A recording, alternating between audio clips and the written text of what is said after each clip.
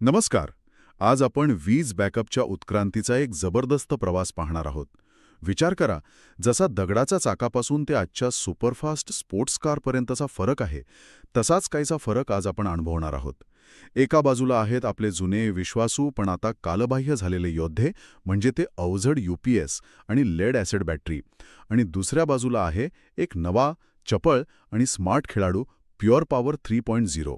आपल्याकडे एक माहितीपत्रक आहे जे या दोघांमधला फरक स्पष्ट करतं. पण आज आपण फक्त आकडेवारी नाही वाचणार, त्यामागचा जो मोठा बदल आहे तो समजून घेणार आहोत. सुरुवात एका मूलभूत प्रश्नाने करूया.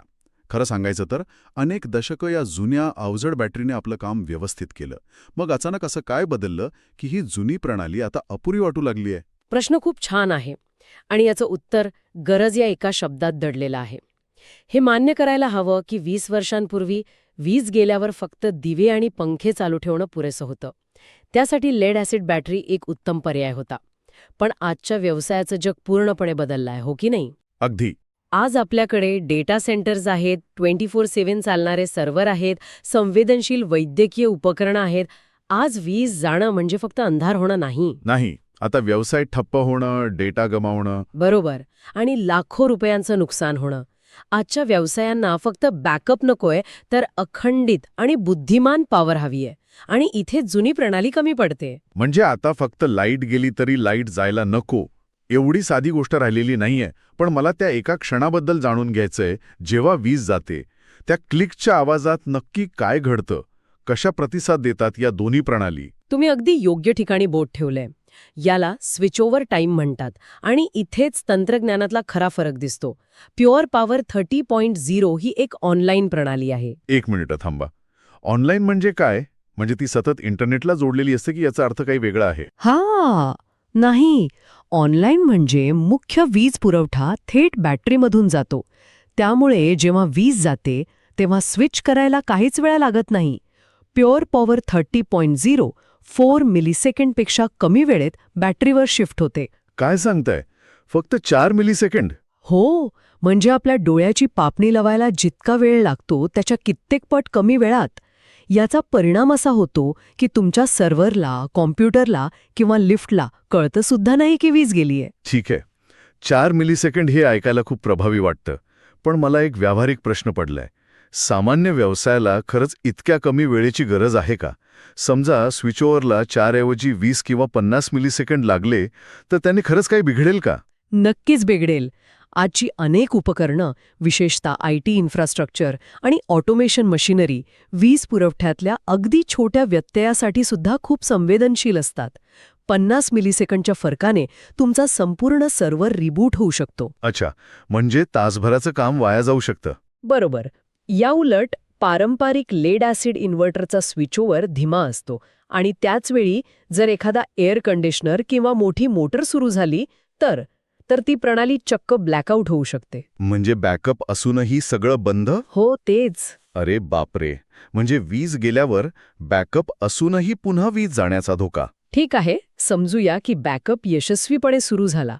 आता पुढचा प्रश्न येतो की त्या बॅकअपवर आपण किती भार टाकू शकतो. म्हणजे प्रत्यक्षात किती पॉवर वापरता येते. इथे तर जमीन आसमानाचा फरक आहे. प्युअर पॉवर 30.0 तुम्हाला बॅटरीवर चालत असताना तब्बल 30 किलोवॅटचा अखंडित लोड देण्याची क्षमता ठेवते. 30 किलोवॅट? हे जरा सोप्या भाषेत सांगाल का? नक्कीच. समजा तुमच्या ऑफिसमध्ये 10 मोठे एअर कंडिशनर आहेत, एक सर्व्हर रूम आहे आणि एक लिफ्ट आहे. प्युअर पॉवरवर तुम्ही हे सगळं एकाच वेळी आरामात चालवू शकता. वाव. आता याच्या अगदी विरुद्ध चित्र लेड ॲसिड प्रणालीत दिसतं. 40 kVA क्षमतेचा इन्व्हर्टर कागदावर मोठा वाटतो, पण बॅटरीवर चालताना तो केवळ 8 किलोवॅटपर्यंतचाच लोड हाताळू शकतो. फक्त 8. म्हणजे मला निवडावं लागेल की एकतर 2-3 AC चालवा किंवा सर्व्हर. सगळं एकत्र नाही चालणार. अगदी. सगळे एकत्र चालवणं शक्यच नाही. म्हणजे 30 किलोवॉट विरुद्ध 8 किलोवॉट. हा फरक प्रचंड आहे. याचा अर्थ प्युअर पॉवरवर तुमचा व्यवसाय वीज गेल्यावरही 100% क्षमतेने सुरू राहू शकतो. पण अचानक लोड वाढल्यास काय होतं? हे अगदी आपल्या घरातील मिक्सरसारखं आहे. जेव्हा आपण बटन दाबतो तेव्हा तो सुरुवातीला क्षणासाठी जास्त वीज ओढतो. ऑफिसमध्ये असं काही झालं तर? तुम्ही दिलेली मिक्सरची उपमा अगदी अचूक आहे. याला सर्ज लोड क्षमता म्हणतात. म्हणजे अचानक वाढलेला लोड पेलण्याची ताकद. प्युअर पॉवर 30.0 आपल्या क्षमतेच्या दुप्पट म्हणजे 2x म्हणजे 60 किलोवॉट पर्यंतचा सर्ज लोड काही क्षणांसाठी सहज पेलू शकते. दुप्पट? हो, त्यामुळे उपकरणं बंद पडत नाहीत. या उलट लेड ॲसिड प्रणाली फक्त 1.1 पट जास्त लोड हाताळू शकते. फक्त 1.1. हो. म्हणजे थोडा जरी लोड वाढला तरी ती प्रणाली ट्रिप होते आणि तुमचा संपूर्ण बॅकअप बंद पडतो. म्हणजे कामगिरीच्या बाबतीत तर ही मोठी जोखीम आहे, पण समजा कामगिरी चांगली असली तरी रोजच्या वापरात या प्रणालीला सांभाळणं किती त्रासदायक आहे. कारण शेवटी तंत्रज्ञान आपल्यासाठी काम करायला हवं, आपण तंत्रज्ञानासाठी नाही. जागेच्या आणि देखभालीच्या बाबतीत काय फरक आहे? मला कल्पना आहे की जुन्या बॅटरींसाठी एक मोठी भीतीदायक खोली लागायची. तुमची कल्पना अगदी बरोबर आहे. पारंपरिक लेड ॲसिड बॅटरी प्रणाली म्हणजे जागेचा राक्षस आहे. तिला एक मोठी, स्वतंत्र आणि हवा खेळती राहणारी खोली लागते. आणि या बॅटरी खूप अवजड असतात. वजन साधारणपणे 1400 किलोपर्यंत असतं. 1400 किलो? म्हणजे जवळपास एका लहान कार एवढं? बरोबर. या उलट प्युअर पॉवर 30.0 ची रचना खूपच कॉम्पॅक्ट आणि आकर्षक आहे. ती तुमच्या ऑफिसमधल्या एका लहान फ्रीजपेक्षाही कमी जागा घेते. तिचं वजन फक्त 380 किलो आहे. फक्त 380? म्हणजे वेगळ्या रूमची गरजच नाही, तुम्ही ती ऑफिसच्या कोपऱ्यात कुठेही ठेवू शकता? अगदी. रिसेप्शनच्या मागे किंवा कुठल्याही कोपऱ्यात. 1400 किलो म्हणजे एकदा ठेवली की देवळातील मूर्तीसारखी तिथेच कायमची. जागेची बचत हा तर खूप मोठा फायदा आहे, विशेषतः मुंबई पुण्यासारख्या शहरांमध्ये. पण आता सगळ्यात कटकटीच्या गोष्टीबद्दल बोलूया, देखभाल. बस. मला आठवतंय जुन्या बॅटरीमध्ये सतत पाणी भरावं लागायचं. हो, आणि तो एक न संपणारा त्रास होता. लेड ॲसिड बॅटरीमध्ये तुम्हाला दर 6 महिन्यांनी डिस्टिल्ड वॉटर भरावं लागतं, टर्मिनल स्वच्छ करावे लागतात, ॲसिड लेवल तपासावी लागते.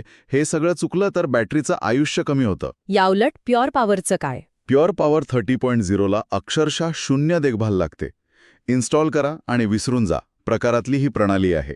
कोणताही त्रास नाही. शून्य देखभाली गोष्ट ऐकायला चांगली वाटते. पण लिथियम आयन बॅटरीज महाग असतात असं मी ऐकलं आहे. समजा 10 वर्षानंतर बॅटरी बदलायची वेळ आली तर त्याचा खर्च लेड ॲसिडच्या तुलनेत खूप जास्त असेल नाही का? हा एक छुपा खर्च असू शकतो का? हा खूप महत्त्वाचा आणि व्यावहारिक प्रश्न आहे. सुरुवातीला लिथियम आयन बॅटरीची किंमत जास्त वाटू शकते, पण आपण एकूण मालकी खर्चाचा म्हणजे टोटल कॉस्ट ऑफ ओनरशिपचा विचार करायला हवा. लेड ॲसिड बॅटरी 5 वर्षांनी बदलावी लागते, म्हणजे 10 वर्षात तुम्ही 2दा बॅटरी खरेदी करता. अच्छा, म्हणजे दुप्पट खर्च. हो, त्यात देखभालीचा खर्च आणि विजेच्या बिलातील फरक जोडला तर प्युअर पॉवर दीर्घकाळात अधिक किफायतशीर ठरते. आणि सुरक्षितेचा मुद्दा तर पैशात मोजताच येत नाही. सुरक्षितता तुम्ही काय म्हणू इच्छिता? लेड ॲसिड बॅटरी चार्जिंग आणि डिस्चार्जिंग दरम्यान हायड्रोजन सल्फेट म्हणजे H2SO4 सारखे विषारी आणि ज्वलनशील वायू बाहेर टाकतात. हे वायू केवळ मानवी आरोग्यासाठीच धोकादायक नाहीत, तर ते धातूंना गंज लावणारे सुद्धा असतात. म्हणूनच त्यांच्यासाठी वेगळी खोली आवश्यक असते. आणि प्युअर पॉवर? प्युअर पॉवर 30.0 मधून 0 उत्सर्जन, 0 एमिशन्स होतं. ती पूर्णपणे सुरक्षित आहे आणि म्हणूनच तुम्ही तिला तुमच्या कर्मचाऱ्यांमध्ये किंवा घरातही ठेवू शकता. कोणताही धोका नाही. हे तर खूपच गंभीर आहे. म्हणजे तुम्ही फक्त जागाच वाचवत नाही, तर तुमच्या कर्मचाऱ्यांसाठी एक सुरक्षित वातावरणही निर्माण करता. ठीक आहे, म्हणजे कामगिरी उत्तम, जागा कमी, देखभाल शून्य आणि पूर्णपणे सुरक्षित. चला आता थोडं पैशांबद्दल आणि भविष्याबद्दल बोलूया. दीर्घकालीन फायद्याच्या दृष्टीने या दोन्ही प्रणालींमध्ये काय फरक आहे? इथेच प्युअर पॉवरचा खरा आर्थिक फायदा दिसून येतो. आपण आयुष्यमानाबद्दल बोलूया. एका चांगल्या लेड ॲसिड बॅटरी प्रणालीचं आयुष्य साधारणपणे 5 वर्ष असतं. फक्त 5 वर्ष? हो. याउलट प्युअर पॉवर 30.0चं आयुष्य 10 वर्षांपेक्षा जास्त आहे. म्हणजे सरळ सरळ दुप्पट. बरोबर. आता चार्जिंग वेळेबद्दल बोलू. लेड ॲसिड बॅटरी पूर्ण चार्ज व्हायला 5 ते 10 तास घेते. याउलट प्युअर पॉवर 30.0 फक्त 3 तासांत पूर्ण चार्ज होते. फक्त 3 तास? म्हणजे वारंवार वीज जात असली तरी ती नेहमी पुढच्या आव्हानासाठी तयार असते. अगदी. दुप्पट आयुष्य आणि तिप्पट वेगाने चार्जिंग, हा तर मोठा फरक आहे.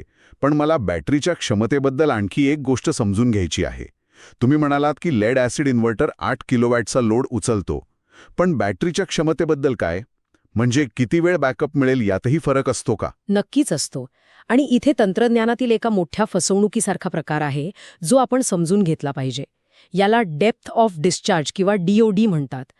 म्हणजे तुम्ही बॅटरी किती टक्के खाली करू शकता. लेड ॲसिड बॅटरीचं आयुष्य टिकवण्यासाठी तिला 80% पेक्षा जास्त डिस्चार्ज न करण्याचा सल्ला दिला जातो.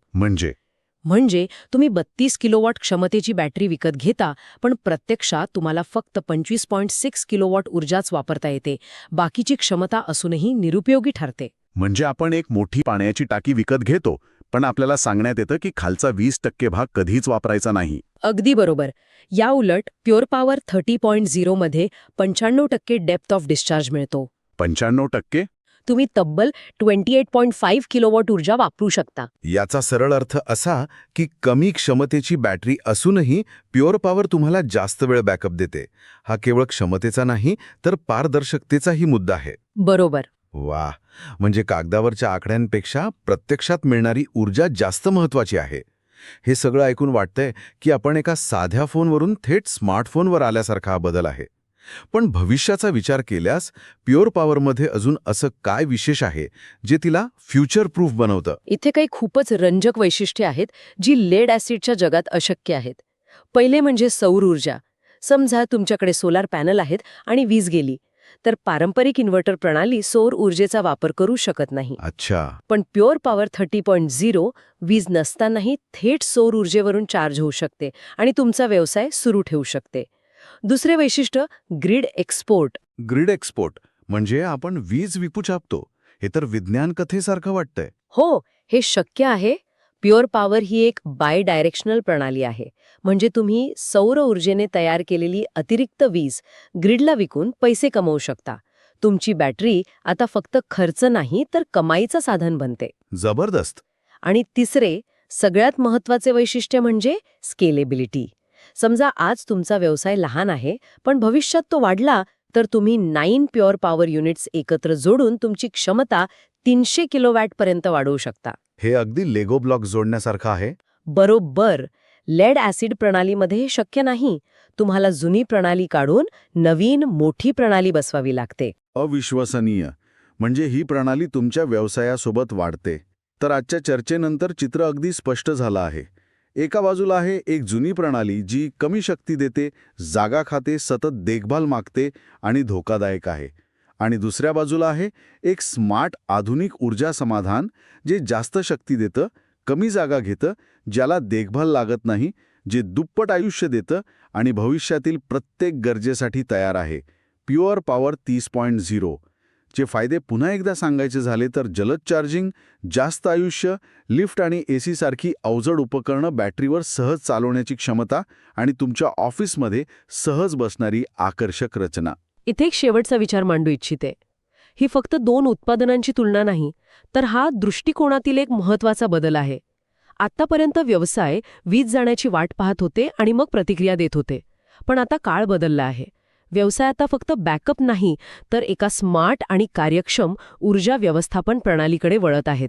अशी प्रणाली जी त्यांचा वेळ, पैसा आणि जागा वाचवते.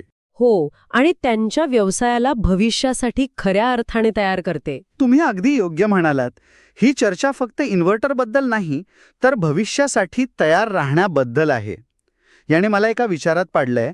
आज आपण फक्त पॉवर बॅकअपबद्दल बोललो, पण असाच तंत्रज्ञानातील मोठा बदल आपल्या व्यवसायाच्या किंवा अगदी आपल्या दैनंदिन जीवनाच्या इतर कोणत्या क्षेत्रांमध्ये आवश्यक आहे, जिथे आजही आपण जुन्या, अवजड आणि अकार्यक्षम प्रणालींना चिकटून बसलो आहोत. विचार करण्यासारखा प्रश्न आहे, नाही का?